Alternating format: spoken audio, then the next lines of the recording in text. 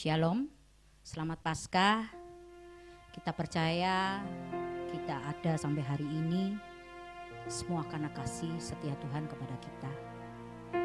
Kita percaya kuasa kebangkitannya memberi kita pengharapan yang baru. Dan kemenangan demi kemenangan terjadi saat kita mengandalkan Tuhan. Amin. Kita angkat satu pujian, mulia sembah Raja Mulia.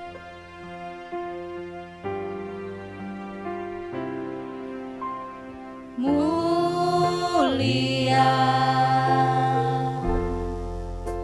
sembah Raja Mulia bagi Yesus, puji hormat dan kuasa. Mulia sembah Raja Mulia, sembah Raja Mulia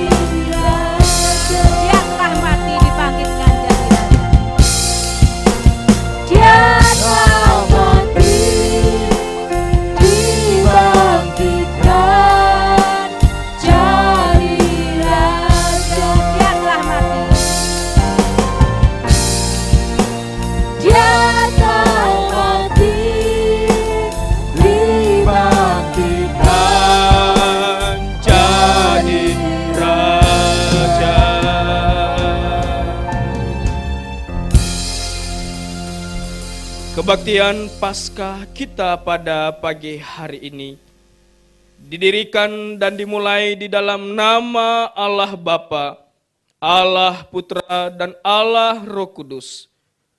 Turunlah atas kita sekalian anugerah, berkat, dan pertolongan dari Allah Tritunggal. Amin. Jemaat Tuhan dipersilakan duduk kembali.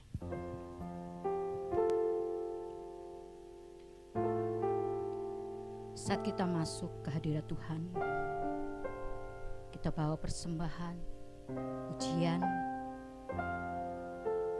sebab Tuhan Allah yang maha tinggi, Allah yang maha mulia, oleh kuasa darah-Mu.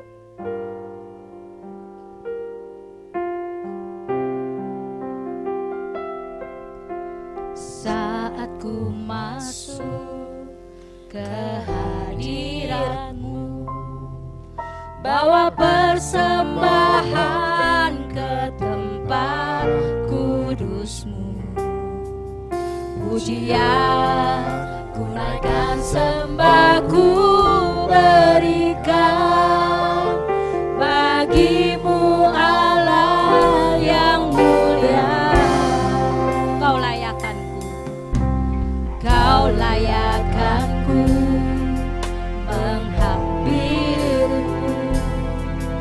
melihat tata kemuliaan-Mu Tuhan.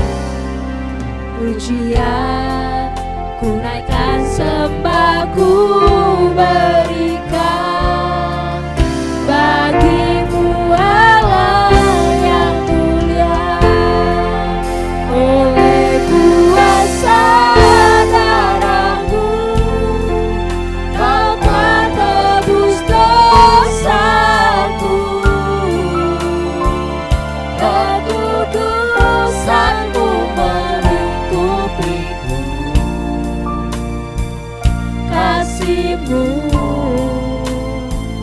mengalir memulihkan hidupku. Sungguh besar anugerah-Mu, Kau selamatkan hidupku. Ku menjadi ciptaan yang baru oleh kuasa darah-Mu.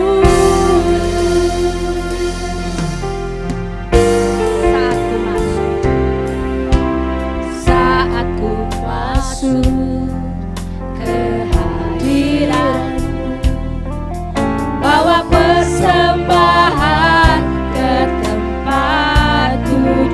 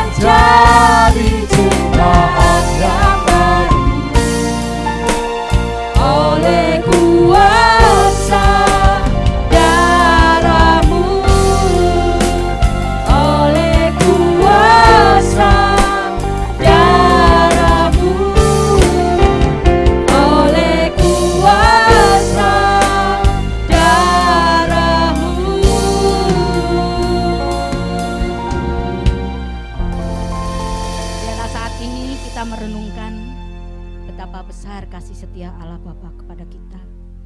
Ia rela memberikan anaknya untuk menebus dosa kita. Saat ini kita memohon ampun atas dosa pelanggaran kita, memohon belas kasihan Tuhan kepada kita. Bapa yang bertahta dalam kerajaan surga, kembali kami datang kepadamu ya Bapa, mengakui segala dosa pelanggaran kami yang telah kami perbuat baik dalam pikiran, perkataan dan perbuatan, baik yang disengaja maupun yang tidak kami sengaja ya Bapa. Engkau Allah yang maha kasih bagi kami, kiranya Engkau berkenan mengampuni segala dosa kami. Ubahkan kami menjadi baru seturut dengan kehendak-Mu ya Bapa. Inilah doa yang kami panjatkan, yang kami alaskan dalam satu nama, Tuhan kami Yesus Kristus. Amin. Terimalah berita anugerah Tuhan yang terdapat di dalam Yesaya 55 ayat 6 dan 7. Carilah Tuhan selama ia berkenan ditemui. Berserulah kepadanya selama ia dekat. Baiklah orang fasik meninggalkan jalannya dan orang jahat meninggalkan rancangannya. Baiklah ia kembali kepada Tuhan, maka dia akan mengasihaninya. Dan kepada Allah kita, sebab dia memberi pengampunan dengan limpahnya. Amin. Shalom. Ada sukacita, sebab kebangkitan Tuhan patut kita rayakan. Dia bangkit dan hidup selamanya. Rayakan, Yesus rayakan. Dengan sukacita ya, kita bertepuk tangan. Sebab Tuhan kita telah bangkit.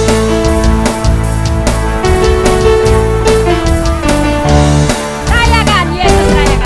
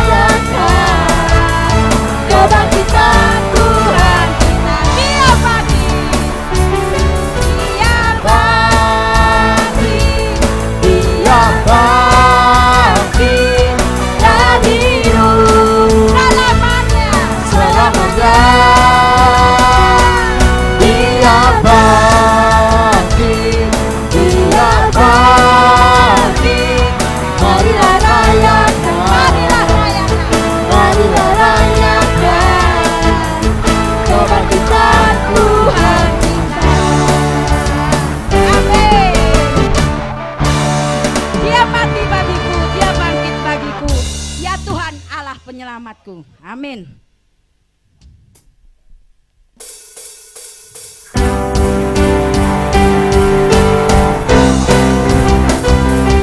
Dia sungguh baik bagi kita. Dia sangat baik bagi kita. Dia mati bagiku.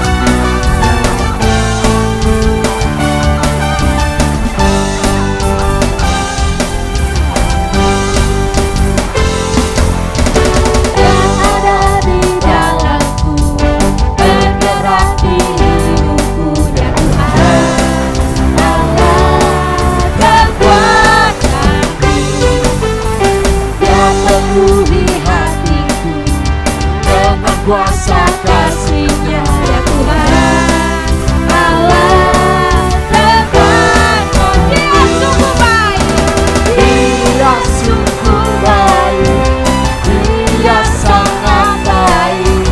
Yesus Dia baik bagi, Dia sungguh baik, Dia sungguh baik, Dia sangat baik. Yesus Dia baik bagi, Dia sungguh baik, Dia sungguh baik, Dia sangat baik. Yesus Dia baik bagi, Dia sungguh baik, Dia sangat baik. Yesus Dia baik bagi, Yesus Dia baik bagi, Yesus Dia baik bagi. Amin. Beri kemuliaan bagi nama Tuhan. Kami persilakan duduk kembali. Kita akan mendengarkan firman Tuhan seperti wanita yang mengurapi Tuhan. Dia menangis di bawah kaki Tuhan. Dia mau setia sampai akhir. Demikian hidup kita. Di saat-saat sekarang ini kita mengalami semua permasalahan kita, semua persoalan kita, semua keadaan kita. Kita mau tetap setia kepada Tuhan. Seperti wanita mengurapi.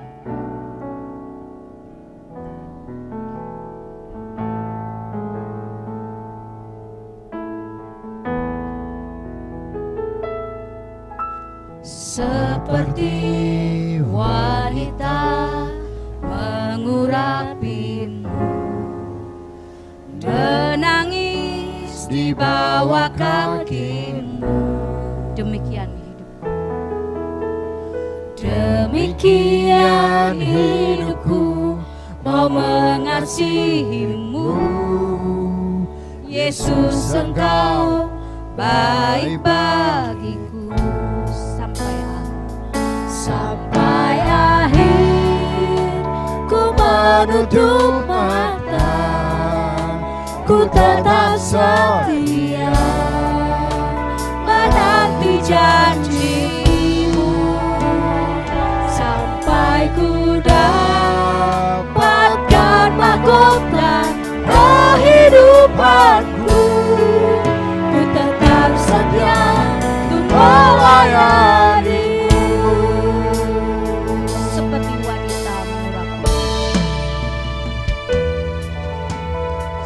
Seperti wanita mengurapimu, menangis di bawah kakimu. Demikian hidupku mau mengasihimu.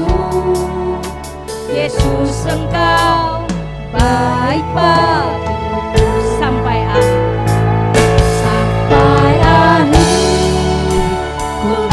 Menutup mata, ku tetap setia menanti janji-Mu.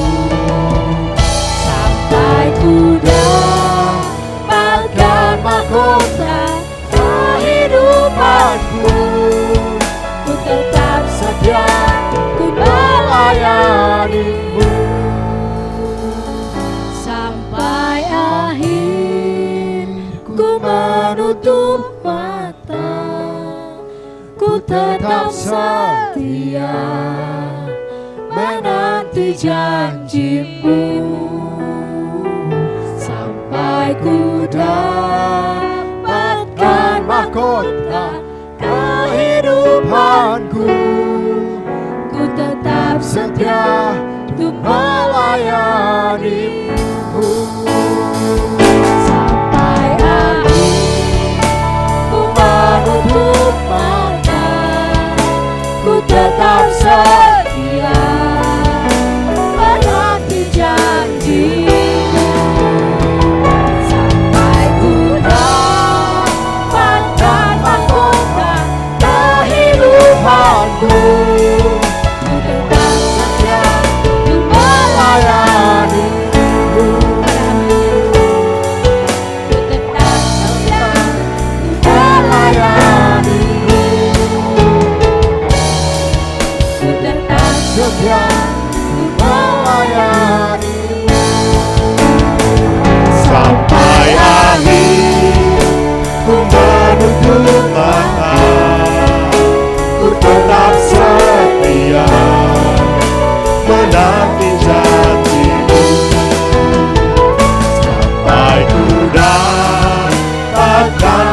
mahkota kehidupanku.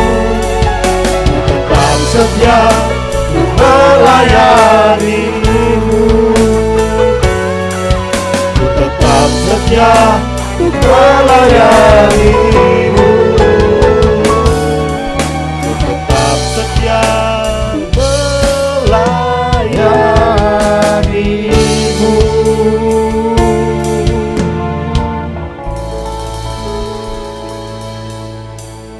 Seperti lagu ini Tuhan, ajar kami untuk tetap setia.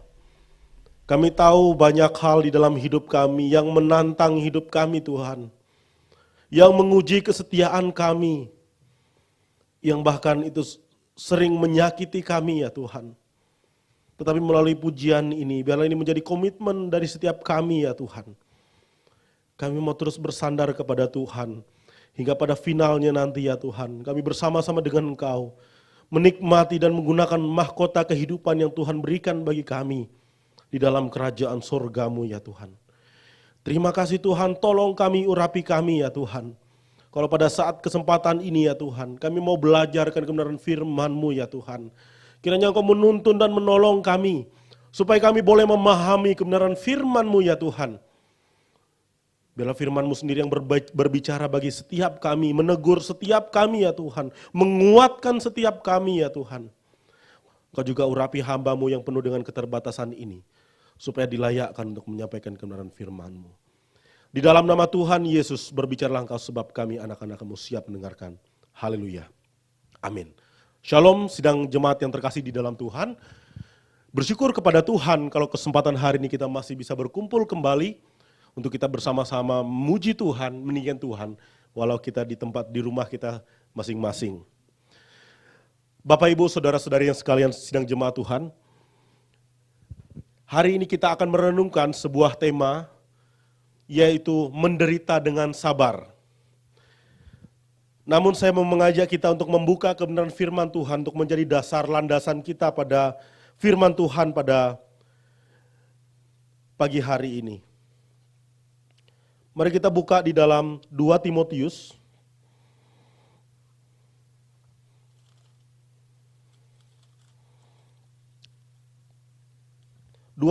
Pasal 2 ayat 1 sampai ayat 13 kita akan baca secara bergantian ya. Atau saya baca juga sampai ayat 13 dan kita boleh menyimak di Alkitab kita masing-masing. Sebab itu, hai anakku, jadilah kuat oleh kasih karunia dalam Kristus Yesus. Apa yang telah engkau dengar daripadaku di depan banyak saksi, percayakanlah itu kepada orang-orang yang dapat dipercayai, yang juga cakap mengajar orang lain. Ikutlah menderita sebagai seorang prajurit yang baik dari Kristus Yesus, seorang prajurit yang sedang berjuang, tidak memusingkan dirinya dengan soal-soal penghidupannya, supaya dengan demikian ia berkenan kepada komandannya. Seorang olahragawan hanya dapat memperoleh mahkota sebagai juara apabila ia bertanding menurut peraturan-peraturan olahraga. Seorang petani yang bekerja keras haruslah yang pertama menikmati hasil usahanya. Perhatikanlah apa yang kukatakan. Tuhan akan memberikan kepadamu pengertian dalam segala sesuatu. Ingatlah ini, Yesus Kristus yang telah bangkit dari antara orang mati, yang telah dilahirkan sebagai keturunan Daud, itulah yang kuberitakan dalam Injilku. Karena pemberitaan Injil inilah aku menderita, malah dibelenggu seperti seorang penjahat, tetapi firman Allah tidak terbelenggu. Karena itu aku sabar menanggung semuanya itu bagi orang-orang pilihan Allah, supaya mereka juga mendapat keselamatan dalam Kristus Yesus dengan kemuliaan yang kekal. Benarlah perkataan ini, jika kita mati dengan Dia, kita pun akan hidup dengan Dia. Jika kita bertekun, kita pun akan ikut memerintah dengan Dia. Jika kita menyangkal Dia, Dia pun akan menyangkal kita. Jika kita tidak setia, Dia tetap setia. Karena Dia tidak dapat menyangkal dirinya. Sebelum kita masuk dalam firman Tuhan, saya mengucapkan bagi kita selamat Paskah. Kiranya melalui momen ini kita boleh mengingat dan kita boleh menghayati akan makna dari Paskah itu. Tuhan Yesus memberkati. Ya, sebelum kita masuk di dalam pembahasan firman Tuhan kita pada Pagi hari ini saya rindu untuk kita menyaksikan sebuah video singkat untuk kita boleh lihat sebelum kita merenungkan tema menderita dengan sabar. Seperti apa penderitaan yang dimaksudkan oleh Alkitab? Bisa ditayangkan?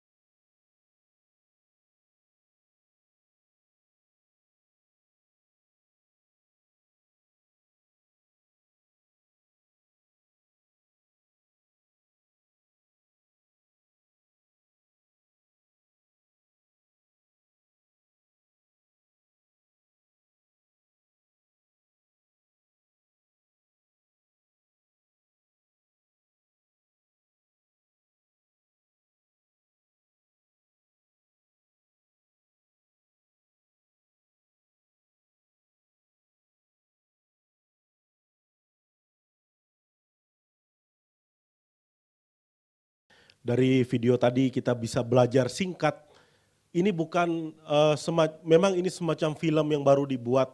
Tetapi apa yang sedang ditayangkan ini sedang menceritakan cerita asli, ada sejarah yang mencatat bahwa orang Kristen, orang yang percaya kepada Tuhan Yesus, mereka mengalami hal yang demikian. Ini mereka buktikan gitu ya.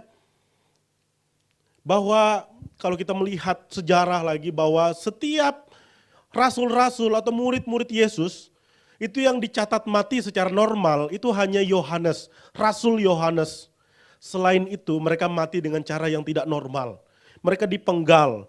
Ada yang diarak oleh kuda sampai dia terurai habis. Itu Matius. Lalu ada yang digoreng, ada yang dibakar. Karena apa? Karena kesetiaan mereka, karena mereka percaya kepada Tuhan Yesus.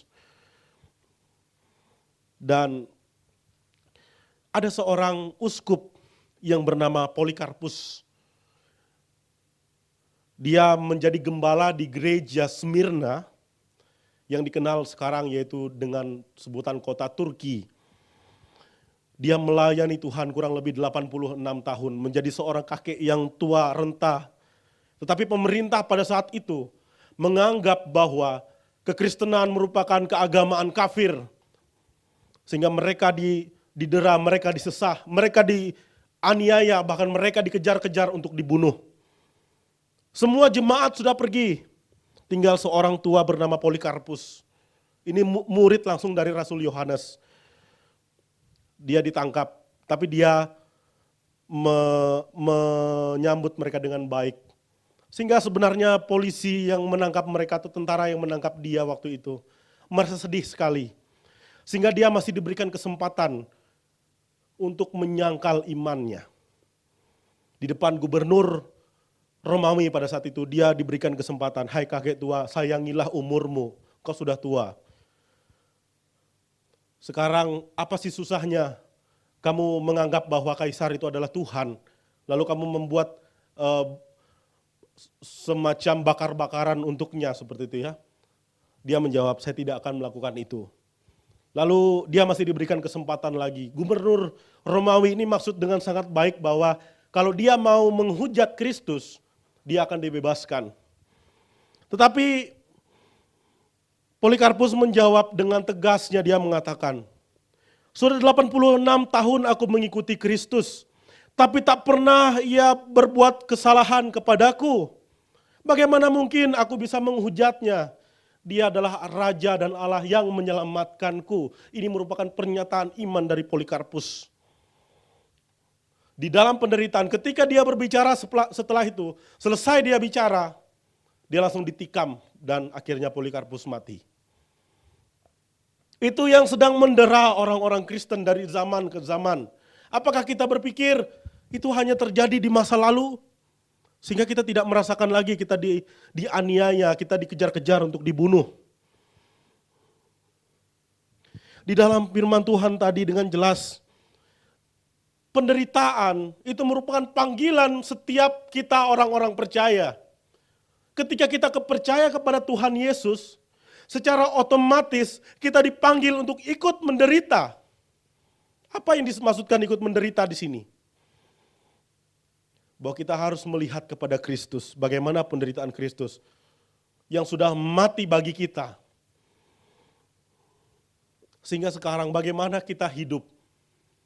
Apakah penderitaan itu tidak ada? Tentu kita memang tidak sama dengan yang tadi, dengan video tadi. Mereka dicabik-cabik oleh singa, mereka dibakar hidup-hidup, mereka disalibkan.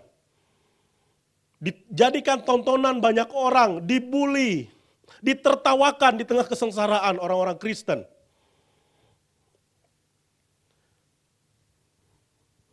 Ini yang menjadi perenungan kita, menderita dengan sabar.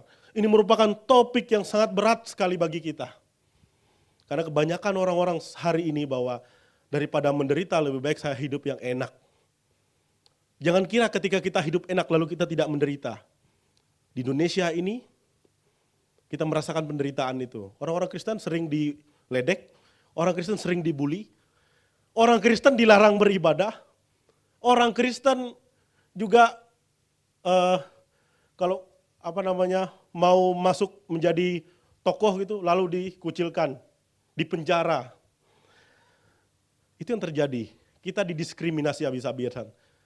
Tapi apakah itu berlawanan dengan Alkitab? Tidak ternyata.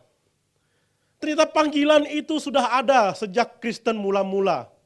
Mau tidak mau, suka tidak suka, kita harus masuk di dalamnya. Seorang tokoh misionaris yang bernama Citistat yang mendirikan lembaga misi WEC gitu ya, WEC internasional dan ada di Indonesia juga. Dia pernah berkata seperti ini. Karena Yesus Kristus adalah Allah dan telah mati bagiku, maka tidak ada pengorbanan yang terlalu besar yang dapat aku buat baginya. Yesus Kristus yang sudah mati itu melayani kita semua, orang-orang yang berdosa, menebus kita. Sekarang apa yang kita buat? Apa ya respon kita? Apakah kita mau hanya di dalam zona nyaman kita? Maukah kita mengikuti panggilan ini? Panggilan untuk serta dalam penderitaan itu sendiri. Di dalam Filipi pasal 1 ayat 29, mari kita buka.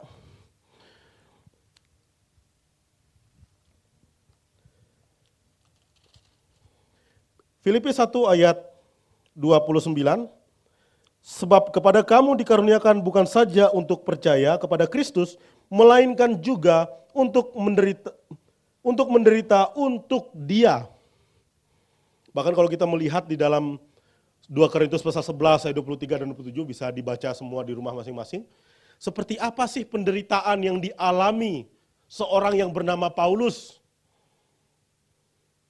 Berapa kali karam kapal, berapa kali kelaparan, berapa kali dia, karena apa? Karena pemberitaannya akan Kristus. Ini sudah harga mati bagi orang percaya.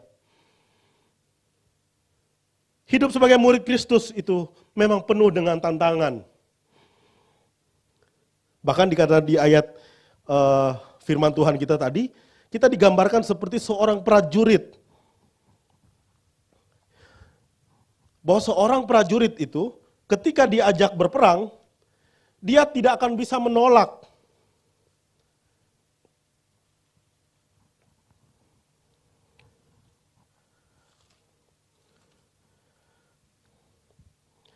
Ayat 3, ikutlah menderita sebagai seorang prajurit yang baik dari Kristus Yesus. Seorang prajurit yang sedang berjuang tidak memusingkan dirinya dengan soal-soal penghidupannya supaya dengan demikian ia berkenan kepada komandannya.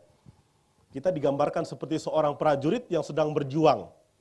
Apakah ini mesti kita digambarkan harus semerta-merta ini kita ikut berperang, lalu ketika ada orang yang menghujat kita, kita hujat balik.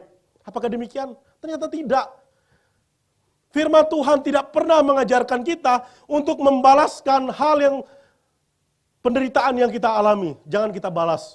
Orang mencaci kita, apakah kita harus balas? Jangan. Orang Kristen harus sabar.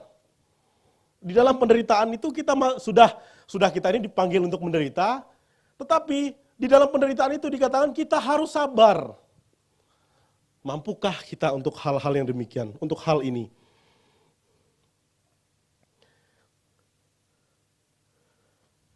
Penderitaan itu ada dua sebenarnya.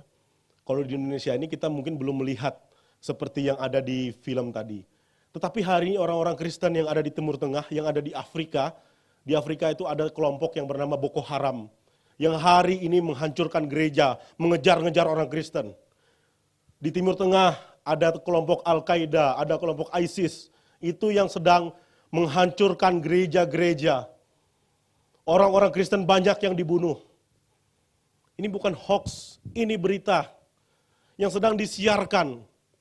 Tetapi kita melihat, begitu penderitaan itu terjadi, kita lihat pertobatan besar-besaran pun terjadi.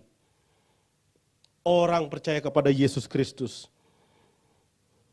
Jadi sebenarnya, menderita dengan sabar, ini mengandung sebuah makna yang baik.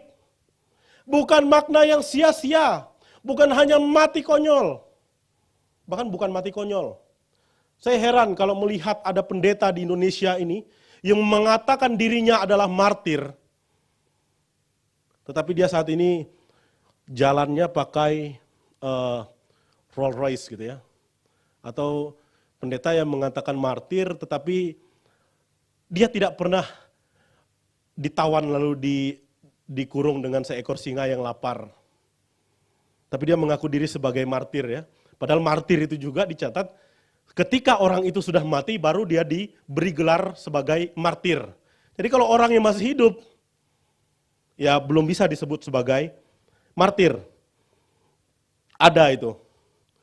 Bahkan kalau Tuhan Yesus saja masih pinjam keledai gitu ya. Sekarang katanya mobil mewah itu untuk kepentingan pelayanan dibilang gitu ya. Tapi itulah yang terjadi hari ini. Tapi saya juga tidak mau mempermasalahkan itu, biarlah Tuhan saja yang melihat. Dan di dalam penderitaan ini, kita harus senantiasa dituntut untuk taat kepada Tuhan. Di sini letaknya nanti kita, apakah penderitaan ini sia-sia bagi kita atau tidak. Dan dari nats yang kita baca hari ini, itu menyatakan kepada kita 3 alasan mengapa kita harus dengan sabar menghadapi penderitaan ini atau menderita dengan sabar. Yang pertama itu adalah karena Tuhan Yesus sudah memberi teladan bagi kita. Kita memperingati akan kematian Yesus Kristus. Di situ kita melihat Yesus adalah pribadi yang tidak melakukan kesalahan sedikit pun. Tidak melakukan pelanggaran hukum, tidak juga melawan Allah. Tapi dia mau mati, dia merelakan dirinya untuk disalib. Untuk siapa? Untuk kita semua. Ini adalah teladan yang sangat luar biasa yang kita sudah peringati di dalam hari Jumat Agung kemarin. Apakah ini tidak membangkitkan semangat dalam diri kita? Kita memang tidak perlu lagi ketika Jumat Agung lalu kita harus menangis-nangis. Mengingat pengorbanan Kristus lalu kita menangis. Tuhan Yesus bilang bahwa kau jangan menangisi aku. Tapi dibilang apa? Tangisilah anak-anakmu, tangisilah saudara-saudaramu. Mengapa kita harus menangisi itu? Karena mereka harus diberikan keselamatan itu. Mereka belum memperoleh keselamatan itu. Dia sedang berbicara kepada orang-orang Yahudi pada saat itu yang menyaksikan dia disalibkan. Stop tangisi dia, tapi tangisi dirimu sendiri. Mampukah kita seperti Yesus Kristus? Padahal jelas-jelas kita semua dipanggil untuk turut serta di dalam penderitaan itu. Sejak kelahirannya ke dalam dunia ini, Yesus Kristus sudah menderita gitu ya. Dia adalah Allah gitu ya. Datang bukan di istana yang megah, bukan di hotel bintang 5, tetapi di bekas kandang. Sungguh tidak layak sekali bagi seorang raja di atas segala raja hadir ke dalam dunia yang sangat hina ini. Itu penderitaan menurut saya. Lalu ditolak oleh bangsanya sendiri. Ini penderitaan juga. Maka ketika orang Kristen atau orang yang percaya kepada Yesus Kristus mungkin saja ditolak oleh saudara-saudaranya yang belum percaya kepada Tuhan Yesus, itu bisa terjadi. Dan pasti terjadi, itu penderitaan. Tapi kita melihat di dalam semuanya itu, Tuhan Yesus itu senantiasa sabar. Pernahkah Tuhan menghardik tentara-tentara yang menangkap dia? Apakah Tuhan tidak ada kuasa untuk menghardik itu? Tetapi dia tahu bahwa dia sedang menjalankan misi Allah. Yaitu dia harus mati di atas kayu salib. Dengan sabar dia mengikuti itu semua. Di jalan dia diludah. Di jalan dia dicemooh. Dihina, dikatakan inilah raja orang Yahudi seperti ya. Direndah serendah-rendahnya. Tapi dia tetap sabar. Sehingga ini yang menjadi poin pertama bahwa kenapa kita harus sabar di dalam penderitaan. Yaitu karena Tuhan Yesus sudah memberi teladan bagi kita. Ini yang pertama. Lalu poin yang kedua bagi kita, mengapa kita harus sabar di dalam setiap penderitaan kita? Karena ini kita sedang mempertahankan keyakinan kita. Mempertahankan keyakinan. Di dalam ayatnya yang ke-8 ya, mulai dari ayat yang ke-7 sebenarnya, sampai ayatnya yang ke-10, mempertahankan keyakinan ini berbicara mengenai pemberitaan Injil. Memberitakan Yesus Kristus. Tapi bagaimana jika Paulus pada saat itu menjadi orang yang sangat tidak sabaran dengan gaya arogansinya dia ya. Dia kan seorang yang pernah menyiksa orang-orang percaya. Jadi mungkin sebenarnya jiwa premannya Paulus sebenarnya ada kalau untuk dia mau mengikuti itu ya. Mungkin dia lawan orang-orang yang mau menangkap dia. Bisa saja. Tapi apakah dilakukan oleh Paulus? Tidak. Ditangkap ya ditangkap, disesah ya disesah. Balas enggak. Ini sulitnya jadi orang Kristen. Jadi kalau bilang jadi orang Kristen itu mudah. Ayo jadilah orang Kristen sungguh-sungguh. Ternyata tidak mudah menjadi orang Kristen. Menjadi orang Kristen dipukul tidak boleh balas. Disakiti tidak boleh balas. Diam, doakan orang itu, kasihilah musuhmu. Ternyata berat dan sulit sekali. Kalau kita dengan gaya kita sekarang bahwa, wah kalau ada yang mau menyakiti saya karena saya percaya Tuhan Yesus, awas dia nanti. Apakah seperti itu? Tidak. Sabar, harus sabar. Dan di dalam 2 Timotius pasal 1 ayat 12 yang menjadi konteks sebenarnya nats ini, dikatakan seperti ini. Itulah sebabnya aku menderita semuanya ini, tetapi aku tidak malu, karena aku tahu kepada siapa aku percaya, dan aku yakin bahwa dia berkuasa memeliharakan apa yang telah dipercayakannya kepada aku, hingga pada hari Tuhan. Artinya bahwa Paulus sedang mempertahankan imannya, mempertahankan keyakinannya bahwa penderitaan yang memang dia alami saat ini, itu karena apa? Karena keyakinannya kepada Yesus Kristus. Dan karena keyakinannya ini juga dia menginjili orang-orang pilihan Allah, orang-orang yang nanti bakal percaya kepada Yesus Kristus dengan sabar, dengan tidak menggunakan kekuatan ototnya saja seperti itu ya. Dikatakan di ayat yang ke-8, ingatlah ini, Yesus Kristus yang telah bangkit dari antara orang mati, yang telah dilahirkan sebagai keturunan Daud, itulah yang kuberitakan dalam Injilku. Karena pemberitaan Injil inilah aku menderita, malah dibelenggu seperti seorang penjahat. Tetapi firman Allah tidak terbelenggu. Lihat di situ ya. Memang Paulus sedang dipenjara, Paulus memang sedang disesah. Tetapi ingat bahwa firman Tuhan itu tidak bisa dibelenggu oleh apapun.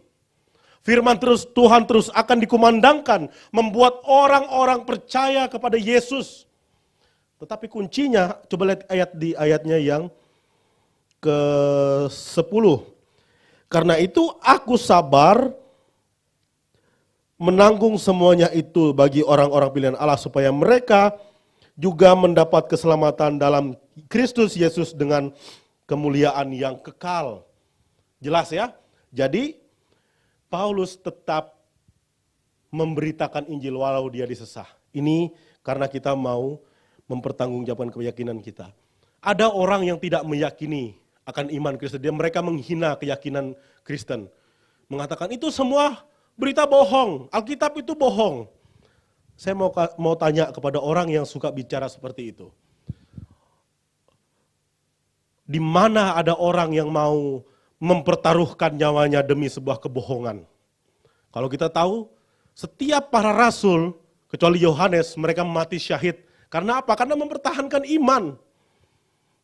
Siapa yang mau menyerahkan nyawa untuk sebuah berita yang tidak benar? Saya pikir tidak ada manusia yang mau. Kalau itu bohong, sudah dibilang bohong, jangan bunuh saya. Tapi mereka rela untuk menderita bahkan mati secara tidak normal. Jadi ini merupakan bukti bahwa kita sedang mempertahankan keyakinan kita. Itu alasan mengapa kita harus sabar. Kalau kita tidak sabar dalam penderitaan ini, kita akan pasti lari. Kita lari lalu, ya biarkan saja urusan nanti urusan saya mungkin bisa hidup lebih panjang lagi, asal jangan saya mati secara tidak normal demi keyakinan saya. Salah. Ini bukan sikap seorang prajurit yang baik. Tapi ini sikap seorang pengkhianat sebenarnya. Lalu mengapa kita harus menderita dengan sabar? Poin yang ketiga adalah karena ada pengharapan kekal yang Tuhan berikan bagi kita. Ini merupakan kunci mengapa kita punya punya keyakinan di situ ya, punya keyakinan bahwa penderitaan ini pasti akan berlalu, pasti akan berakhir. Kalau hari ini kita masih mungkin menderita di rumah kita, dikurung gitu, di penjara di rumah kita, tidak boleh kemana-mana karena ada COVID-19 ya.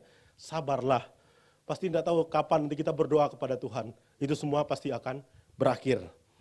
Dan ada pengharapan yang kekal sehingga penderitaan kita itu tidak sia-sia. Dan di ayat 11 dan ayat 13 itu jelas ya dikatakan, benarlah perkataan ini, jika kita mati dengan Dia, kita pun akan hidup dengan Dia. Ayat yang ke-11. Jadi mungkin mereka yang sudah memberitakan Injil tadi, kita melihat film tadi. Mereka mungkin mati diterkam oleh singa, mereka mungkin mati dibakar. Tetapi ingat bahwa ada kehidupan kekal.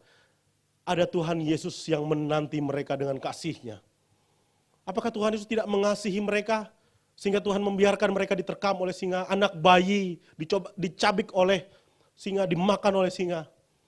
Apakah Tuhan tidak mengasihi? Tuhan mengasihi mereka. Maka Tuhan membiarkan semua itu terjadi karena Dia ingin menyambut mereka dengan kasih-Nya. Mereka mungkin menderita di dalam dunia, tetapi mereka punya sukacita yang sangat luar biasa. Dan itulah janji juga kepada kita semua. Ketika kita mau setia kepada Tuhan, ketika kita tetap kuat teguh di dalam penderitaan kita menderita dengan sabar. Kita tidak akan menyangkal Tuhan Yesus. Kita akan mendapatkan hadiah yang luar biasa. Itu bersama-sama dengan Dia, hidup bersama-sama dengan Kristus. Di ayat 12, jika kita bertekun, kita pun akan ikut memerintah dengan Dia. Jika kita menyangkal Dia, Dia pun akan menyangkal kita. Siapkah kita untuk melakukan firman Tuhan? Ini bukan hanya soal kata-kata saja, tetapi ini harus menjadi tindakan nyata kita. Ketika kita mungkin nanti dihadapi dengan problem yang sama, mampukah kita masih mengatakan saya tetap yakin dan percaya kepada Tuhan? Apapun resikonya, saya tetap percaya kepada Tuhan Yesus. Ingat bahwa Tuhan itu setia dengan kita. Tuhan itu tidak akan mungkin meninggalkan kita. Jadi jangan pernah kita mau meninggalkan Tuhan. Bahkan dengan problem-problem yang mungkin membuat kita nikmat sesaat, jangan kita tinggalkan Tuhan. Setialah kepada Tuhan. Sebagai kesimpulan kita pada pagi hari ini, tetaplah kita sabar. Percayalah bahwa ada kebahagiaan di balik penderitaan yang kita alami saat ini. Jangan pernah menyerah.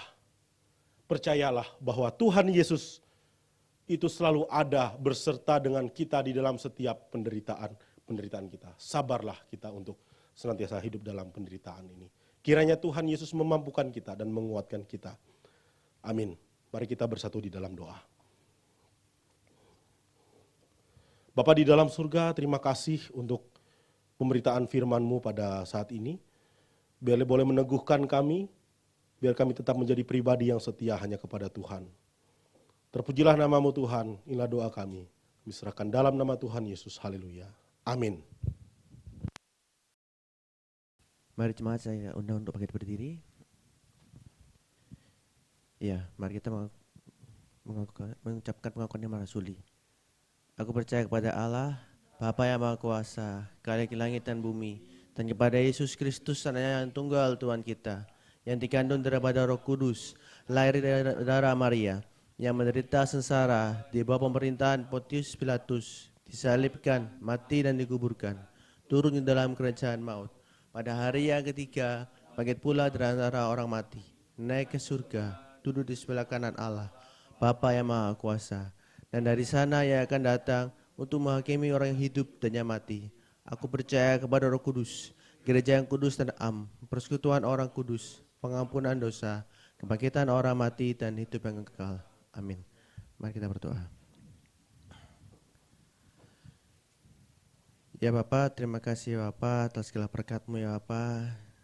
Terima kasih juga atas segala penyertaan-Mu ya Bapa, hingga sampai saat ini ya Bapa kami masih bisa untuk beribadah ya Bapa, meskipun itu melalui online. Tapi kami tetap bersyukur ya Bapa, kami tetap diberikan kesempatan ya Bapa. Ya Bapa, sekarang kami berdoa ya Bapa untuk gereja kami ya Bapa, dan juga gereja-gereja lainnya ya Bapa yang sedang mengalami pergumulan yang sama ya Bapa. Ya Bapa, kami berdoa ya Bapa untuk tetap kuatkan ya Bapa setiap ada pengurus, setiap ada jemaat ya Bapa, untuk tetap menyembah dan memuliakan nama-Mu saja Bapa, dan tetap bersandar kepada-Mu ya Bapa. Ya Bapa, berdoa juga untuk kota ini ya Bapa, kota Surabaya ini ya Bapa. Ya Bapa, Kau tetap jaga kota ini ya Bapa, supaya tetap kondusif ya Bapa. Dan juga kami berdoa Bapa untuk setiap ada pekerja-pekerja yang mungkin bergumul untuk masalah ekonomi dan sebagainya ya Bapa. Ya Bapa, Kau saja yang buka jalan, Kau yang tolong setiap ada jemaat-jemaat-Mu, dan juga pada teman-teman kami ya Bapa yang di luar sana ya Bapa. Ya Bapa, berdoa juga untuk negara ini ya Bapa, Indonesia ya Bapa. Ya Bapa, Kau tolong ya Bapa setiap ada pemerintah yang bertugas ya di sana ya Bapa. Kau berikan mereka hikmat ya Bapa, sehingga dapat mengatur negara ini ya Bapa, sehingga negara ini ya Bapa dapat mampu melewati wabah ini ya Bapa, wabah COVID-19 ini ya Bapa dengan baik ya Bapa, dan Kau saja yang dapat dimuliakan di sana ya Bapa. Ya Bapa, berdoa juga untuk dunia ini ya Bapa yang mungkin ada di manapun ya Bapa, yang mungkin sedang berperang ya Bapa, berdoa ya Bapa untuk Kau juga berikan penyertaan ya Bapa, Kau juga berikan pertolongan-Mu ya Bapa atas semua negara-negara yang ada di dunia ini ya Bapa. Berdoa juga untuk para dokter ya Bapa dan tenaga medis ya Bapa, mereka yang berperang di garda depan ya Bapa. Ya Bapa, berikan mereka kekuatan ya Bapa, kesehatan selalu ya Bapa, juga penyertaan-Mu ya Bapa, sehingga dapat menangani pasien-pasien ya Bapa dengan sabar dan dengan tenang dan dengan hati yang gembira pula ya Bapa, sehingga apapun yang mereka pancarkan juga akan diterima oleh pasien dan kesembuhan terjadi ya Bapa. Ya Bapa, Kau juga semoga cepat lewatkan ya Bapa wabah ini ya Bapa. Ya Bapa, terima kasih ya Bapa. Berdoa juga untuk para pengurus dan gereja, untuk gereja ini ya Bapa, Pondok Chandra ya Bapa. Ya Bapa, Kau tolong ya Bapa setiap ada pengurus ya Bapa untuk dapat bersatu ya Bapa dan berkumpul dan berdoa bersama ya Bapa untuk dapat gereja ini tetap bertahan ya Bapa, dan juga Kau tetap berkati ya Bapa, tetap sertai ya Bapa. Ya Bapa, terima kasih ya Bapa. Kami serahkan doa yang Kamu kurang sempurna ya Bapa, hanya dalam nama-Mu saja Bapa. Dalam nama Tuhan Yesus kami berdoa dan bersyukur. Haleluya. Amin. Atas nama majelis dan jemaat mengucapkan terima kasih atas pelayanan Saudara Tras. Kiranya Tuhan memberkati lebih luar biasa lagi di dalam pelayanannya terhadap Tuhan dan sesama. Saatnya kita memberikan yang terbaik bagi Tuhan untuk jemaat yang ada di rumah bisa memberikan persembahan melalui rekening yang ada di bawah ini. Dan untuk yang mungkin kesulitan dalam mentransfer persembahan dapat menghubungi Evangelis Daya dan juga Saudari Wika. Kita akan memberikan yang terbaik dan juga pujian kita, Anak Allah Yesus namanya.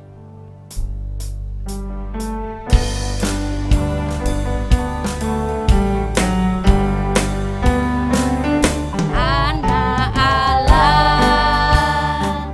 Yesus namanya, menyembuhkan, menyucikan, bahkan mati,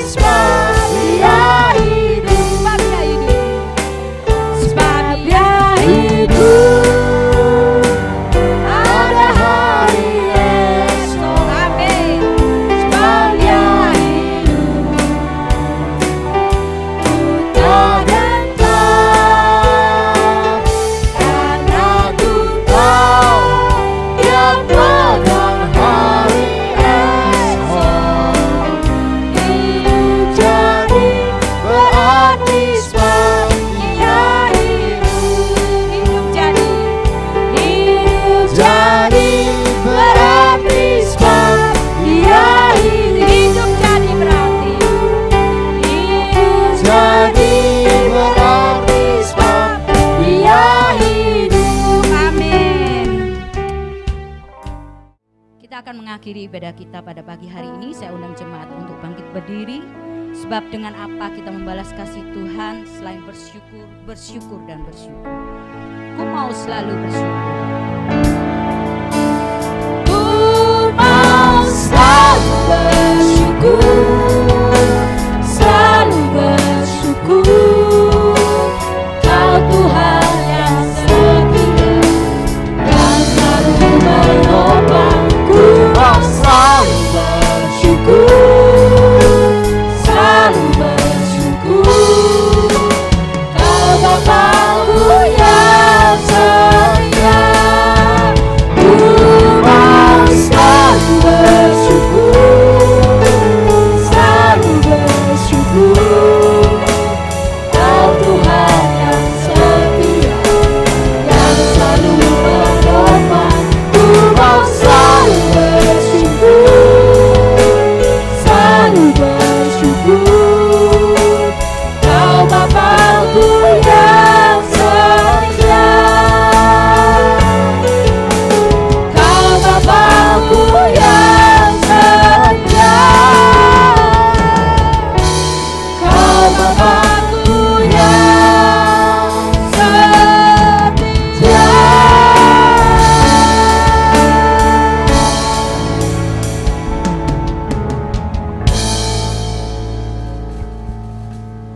Doksologi.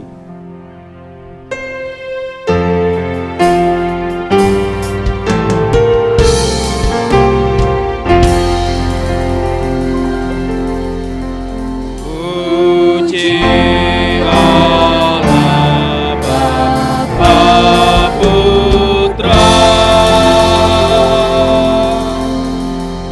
puji Allah Roh Kudus, ketiganya yang esa.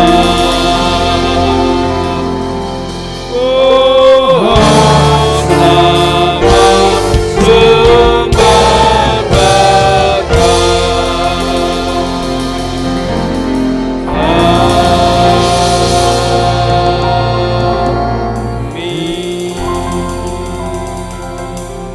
Mari segenap jemaat kita pulang dan mengakhiri kebaktian Paskah kita ini.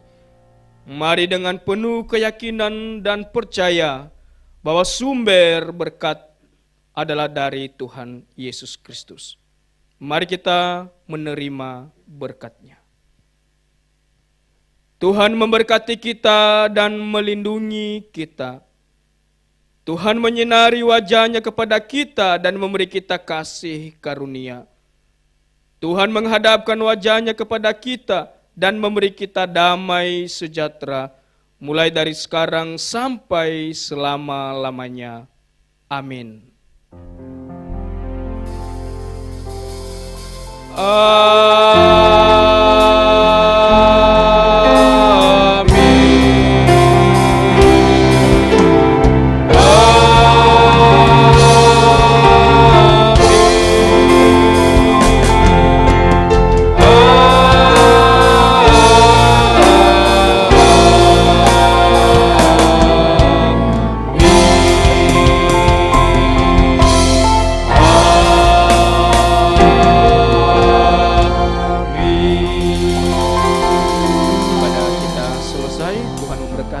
Saat teduh, mari kita mendengarkan warta jemaat.